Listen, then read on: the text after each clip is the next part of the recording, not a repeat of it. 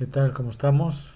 Hoy tenemos una clase más de panorama bíblico. Hoy vamos a ver lo que es el Evangelio de Marcos. Déjenme, ahorita voy a... ¿para qué? Ahí está. Panorama bíblico, clase 42, Evangelio de Marcos. ¿Sí? Hoy vamos a ver este libro, que es el libro del Evangelio.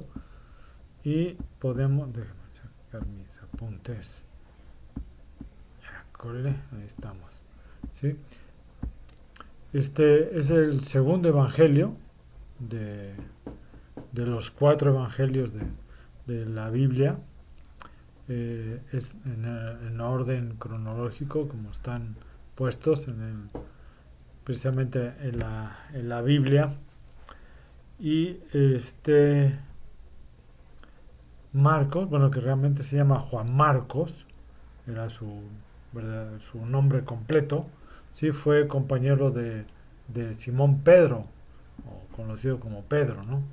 Eh, y también era primo de Bernabé, compañero de Pablo en el primer viaje misionero que iban Pablo y Bernabé, fueron juntos y en ese viaje misionero y Juan Marcos o Marcos iba con ellos.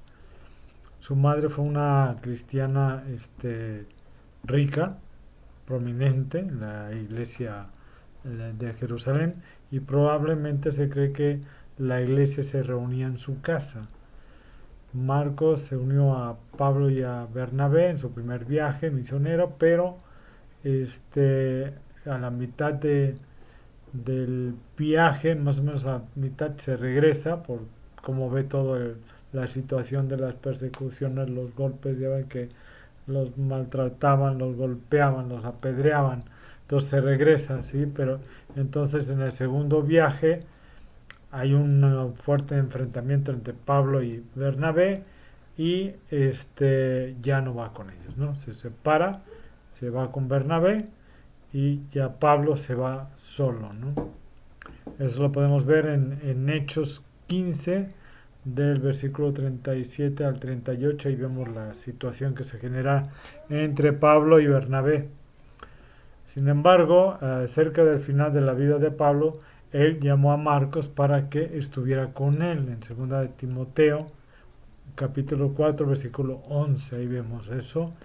Fue compañero e intérprete de Pedro. Lo podemos ver en Primera de Pedro 5:13, y que era uno de los 12 apóstoles que siguieron al Señor Jesucristo en todo su ministerio público en la tierra. Pedro fue el nombre que le dio personalmente Jesús a Simón en Marcos 3:16. Pedro estuvo muy cerca de Jesús y después de la crucifixión fue uno de los fundadores de la iglesia cristiana primitiva. Aunque el libro fue escrito por Marcos, se piensa que, como ya les había yo comentado la semana pasada, se piensa que son los hechos contenidos en este libro, es el relato de Pedro durante su ministerio con Jesús. O sea, es el relato que él, o las memorias, pudiéramos decir, de Pedro, que él le va contando a Marcos, ¿sí? El consenso entre la mayoría de académicos es que el libro fue escrito entre el año 50 y 60 después de Cristo. Varias veces se hace referencia al autor en el Nuevo Testamento, comenzando en el libro de Hechos, en el capítulo 12 y 13, y luego en Colosenses 4:10, y finalmente en segunda de Timoteo 4:11. El libro de Marcos fue escrito probablemente en Italia y tal vez hasta en Roma mismo, ¿no? No se sabe exactamente, ¿sí? Y este libro tiene 16 capítulos y es el libro más corto de los cuatro evangelios. y vemos ahí que sin embargo los detalles y los eventos y milagros de Jesús en este libro eh, son consistentes con los evangelios de Mateo, Lucas y Juan, ¿sí? Mientras que Mateo, a ver, permítame, ya me vaya pasando, mientras que Mateo fue escrito principalmente para los compatriotas judíos, el Evangelio de Marcos parece estar escrito a los creyentes romanos, o sea, a los gentiles, particularmente, ¿no? Y Marcos escribió como un pastor a los cristianos que provienen que previamente más bien habían escuchado y creído en el Evangelio. Romanos 1:8. Él deseaba que ellos encontraran en este escrito se encontraran con una historia biográfica de Jesucristo como siervo de Dios, el siervo de Dios y salvador del mundo, a fin de fortalecer su fe cuando se enfrentaran a una severa persecución que ya había empezado en esa época, y para enseñarles lo que significaba ser un discípulo.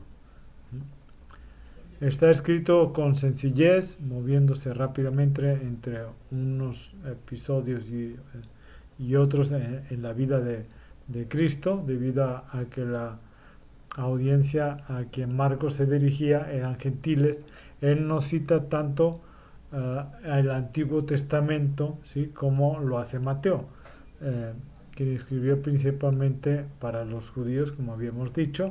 Entonces, como no trata tanto con los judíos, sino más bien con los gentiles, entonces no hace tanta referencia al Antiguo Testamento debido a que precisamente no conocían el Antiguo Testamento, la ley, ¿sí?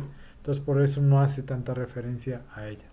Pero aún allí, Marcos cita una profecía del Antiguo Testamento referente al mensaje, al mensajero, ¿sí?, Juan el Bautista, quien exhortaría a la gente a preparar el camino del Señor.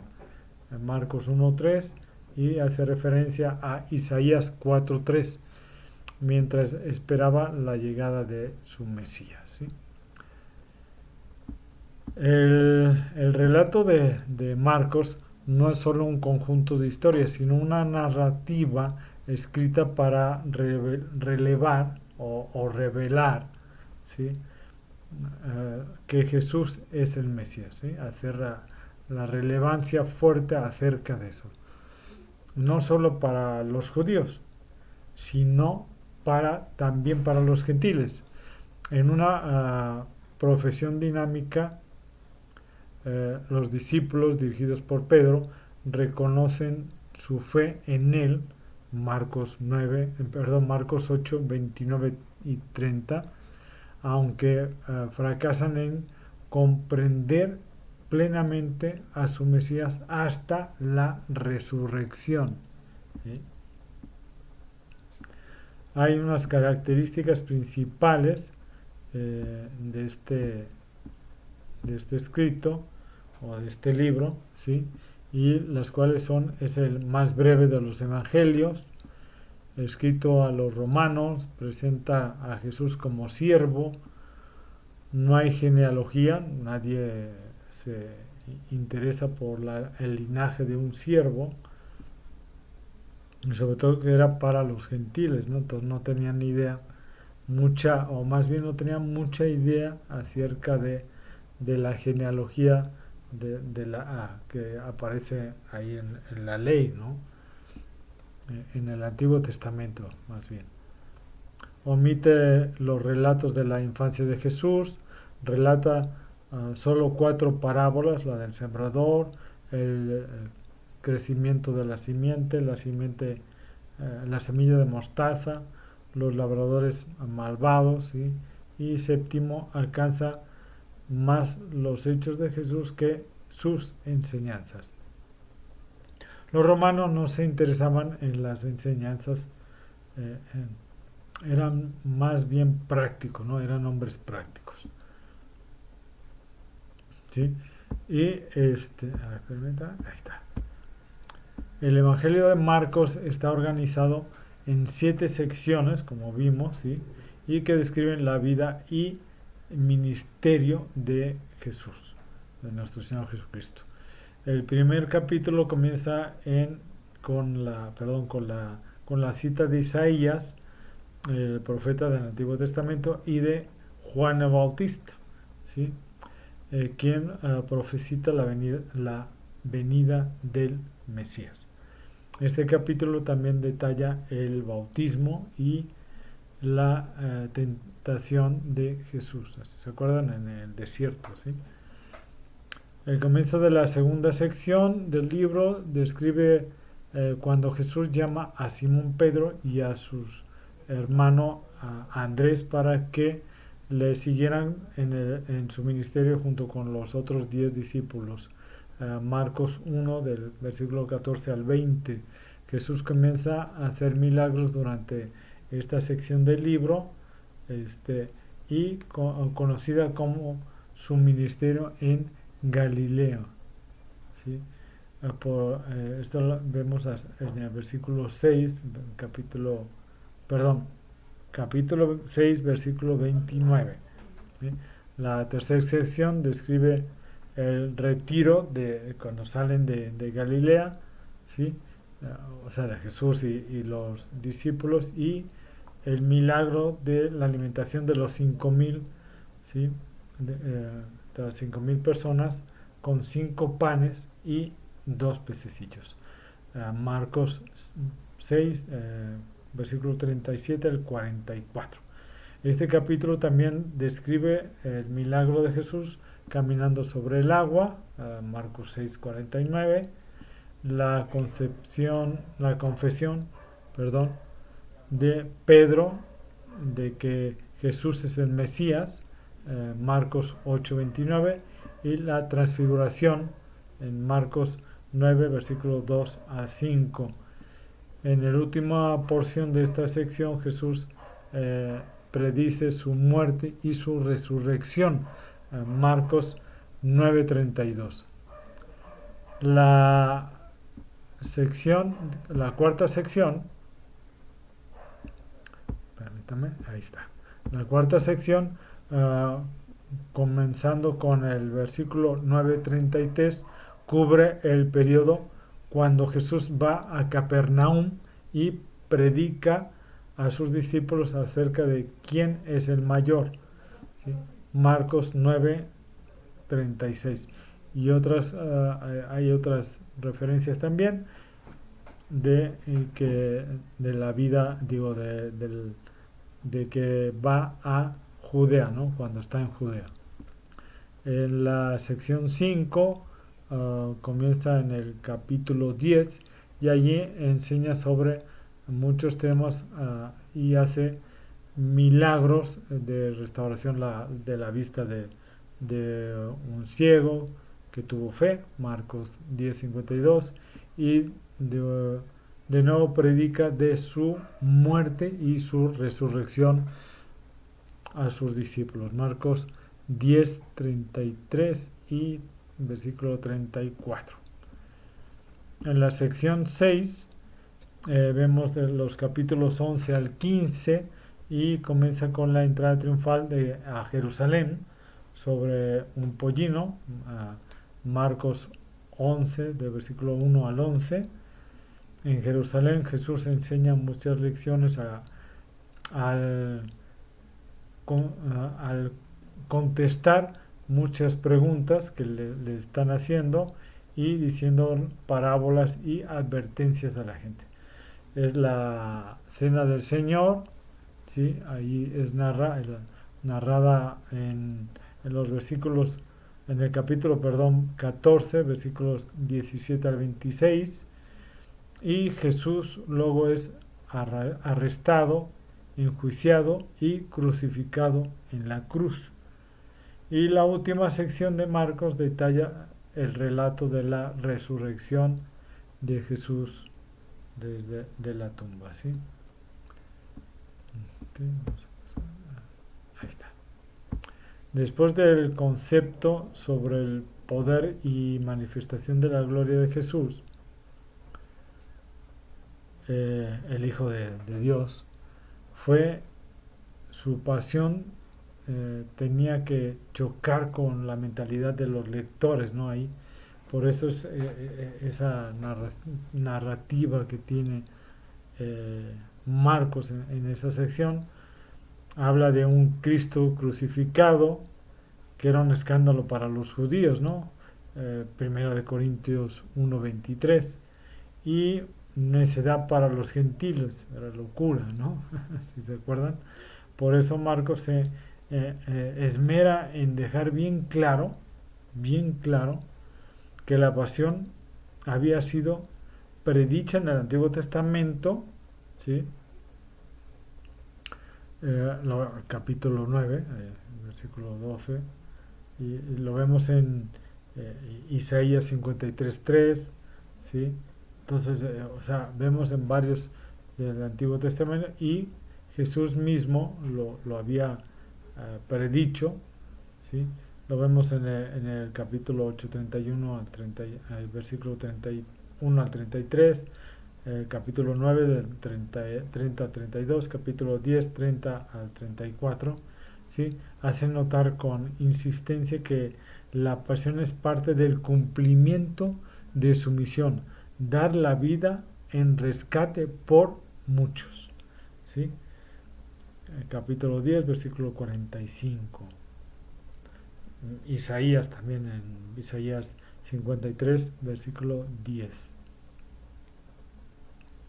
Y continúa su triunfo final, ¿no? O sea, eso constituye el triunfo máximo, ¿no? Que es la resurrección, ¿de acuerdo? Ahí lo podemos ver, ¿no? En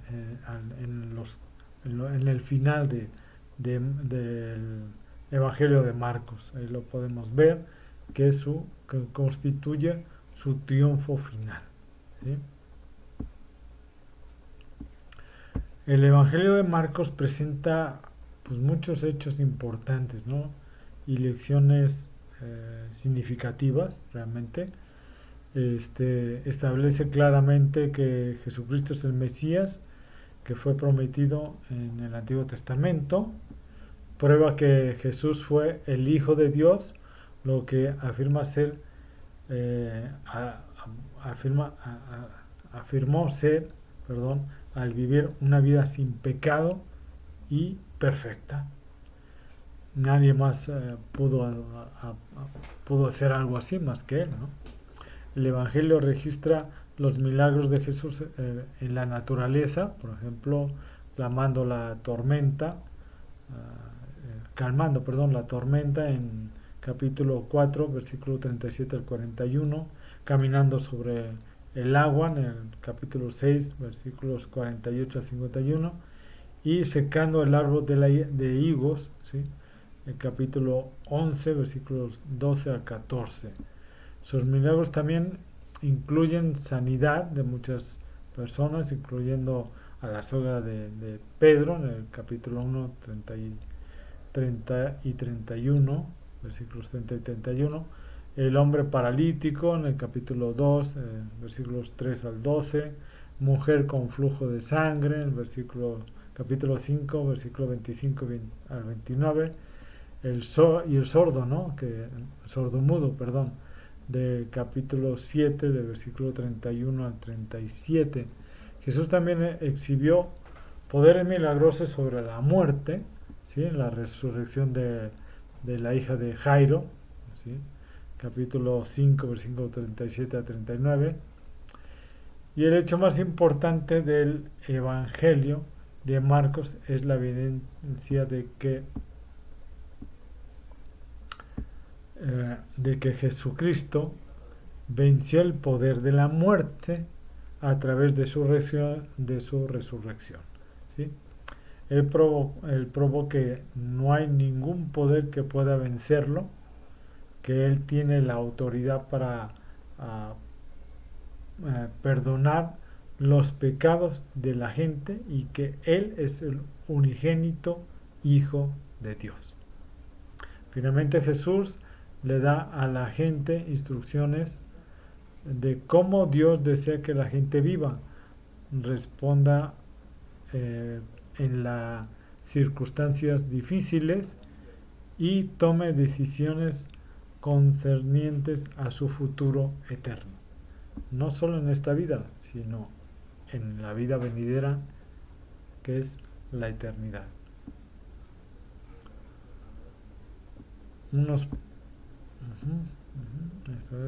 Aquí está. Unos pocos ejemplos incluyen el tener fe, Marcos 2.5, reemplazar el miedo con la confianza, Marcos 4.40, creer en el poder de Dios, Marcos 5.36, seguir a Cristo, Marcos 8.35, entender la voluntad de Dios, Marcos 9.35, y los sacrificios, Marcos 10.21. Cada palabra hablada y escrita, porque fue escrito, en este evangelio puede ser aplicada de una manera práctica en la vida, ¿sí? En la vida de cualquier persona. Por supuesto, un resumen del evangelio solo puede proporcionar lo más relevante del texto real y no puede reemplazarlo, ¿no? Realmente no se puede reemplazar. Y ya me había yo atrasado, ¿va? Bueno, ahí estamos. Sin embargo, en los días previos a su vida final, Jesús, nuestro Señor Jesucristo, en Jerusalén, vemos a los discípulos también desconcertados, temerosos y dudando, ¿sí? Cuando Jesús fue arrestado, pues, imagínense, ¿no? Él se queda solo después de que pues todos huyen, ¿sí? En las horas siguientes a los falsos juicios, Jesús proclamó valientemente que Él era el Cristo, el Hijo del Bendito, y que Él regresaría triunfante. Marcos capítulo 14 de versículos 61 y 62. Los evangelios culminantes, los eventos culminantes, que rodearon la crucifixión, su muerte y su sepultura y su posterior resurrección, no fueron presenciados por la mayoría de sus discípulos, pero varias mujeres fieles atestiguaron su pasión. Después del día de reposo, temprano por la mañana del primer día de la semana, ellas fueron a la tumba con especies aromáticas para ungir el cuerpo que estaba en la sepultura. Cuando vieron que la piedra había sido removida, ¿sí? Que había sido movida, ellas entraron a la tumba y lo que vieron no fue el cuerpo de Jesús, sino un ángel en una túnica blanca, ¿sí? Y el gozo del mensaje que recibieron fue: ha resucitado. Las mujeres fueron las primeras evangelistas porque ellas fueron y difundieron las buenas nuevas de resurrección. Este mismo mensaje ha sido difundido por todo el mundo en los siglos siguientes y a nosotros hasta nuestros días. Es lo más importante del Evangelio de Marcos, de todos los evangelios y de toda la Biblia es eso, ¿no? El que Cristo ha resucitado y que nosotros tenemos esa esperanza, la esperanza de resurrección con Él, ¿sí? Con Él, ¿por qué? Porque juntamente con Él fuimos crucificados y juntamente con Él somos resucitados. Marcos presenta a Jesús como el siervo de Dios sufriente, Marcos 10:45, y como aquel que vino a servir y sacrificarse por nosotros, en parte para inspirarnos a hacer lo mismo. Debemos ministrar como Él lo hizo, con las mismas grandezas de la humanidad y devoción para servir a los demás. Jesús nos exhortó a recordar que para ser grande en el reino de Dios debemos ser los siervos de todos. Marcos 10:44. El autosacrificio, debe trascender a nuestra necesidad de reconocimiento o recompensa, así como Jesús estuvo dispuesto a ser humillado al poner su vida por las ovejas, o sea, por nosotros. Él se sacrificó por todos nosotros. Y nosotros debemos de ser siervos a los demás, igual que Él nos enseñó, como Él fue siervo de muchos. Hasta aquí llega el Evangelio de Marcos y hasta aquí terminamos ya esta lección, este capítulo más, esta lección más de lo que es el panorama bíblico. La próxima semana vamos a ver ya lo que es Lucas y vamos a seguir con el Nuevo Testamento ya. Que Dios los bendiga, que los cuide mucho y nos vemos próximamente. Hasta luego.